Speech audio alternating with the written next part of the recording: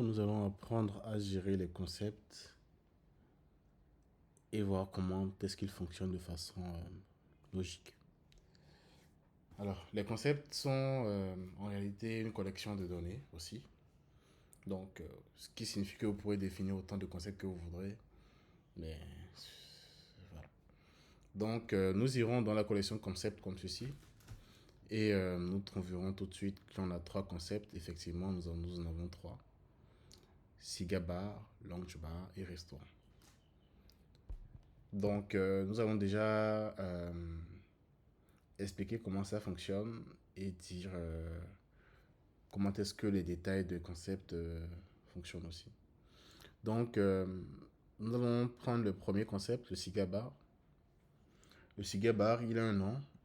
Ce sera le nom enfin, nominatif du concept. Nous avons une page. La page, ça sera la page principale du concept. Ça voudra dire qu'on aura créé une page au niveau de page et qu'on y aura lié en fait la page sur ce concept. Ça nous permettra plus tard de nous retrouver lorsque nous aurons un concept et que nous voudrions naviguer vers la page de ce concept-là. Ensuite, nous avons une page menu. Ça sera la page là qui présentera le menu du concept. Ensuite, nous avons notre créneau horaire ici, ça devra vraiment être défini, parce que c'est obligatoire ici. Mais en réalité, on va y revenir. On va revenir à comment est-ce qu'on gère les horaires des concepts tout à l'heure. Ensuite, nous avons le rank. Le rank, enfin les ranks, en fait, quand vous retrouvez un rank dans une collection, ça sera ce champ-là qui vous permettra de positionner un élément par rapport à un autre. En gros, aujourd'hui, vous avez trois concepts là. Cigar, bar, lounge bar et restaurant.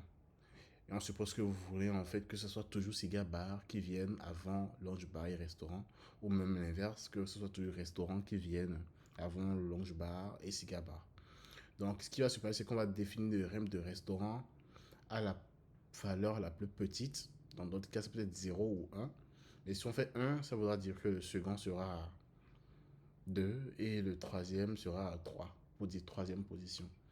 Si vous définissez la même valeur pour tous les trois éléments, l'élément sera, le tri se fera plutôt dans l'ordre de création des éléments. Donc là, par exemple, tel que c'est actuellement, vous avez l'ordre de création.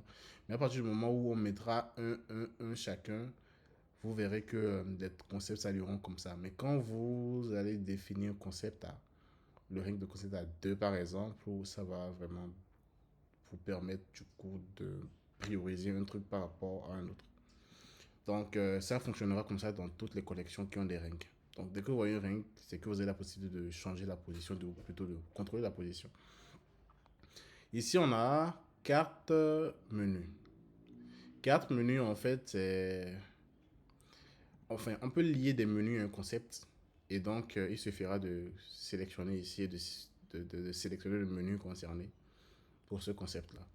Donc nous avons sélectionné les menus concernés pour le concept, c'est aussi GABA, comme ça. Ensuite, nous avons une image à côté, ce sera l'image cover, l'image favorite du concept. Ensuite, une description, tout comme tout à l'heure, hein, il y aura toujours un contenu desktop et un contenu mobile. Et voilà un peu pour ce qui est du détail des concepts. Donc, les autres concepts, en fait, auront exactement la même structure. Rien d'ambigu, exactement la même structure, quoi. Voilà.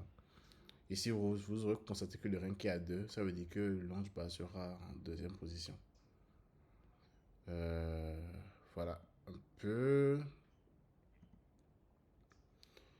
Alors, du coup, il ne faut toujours pas oublier qu'il y a toujours une version française et une version anglaise, comme ceci. Et ça sera toujours...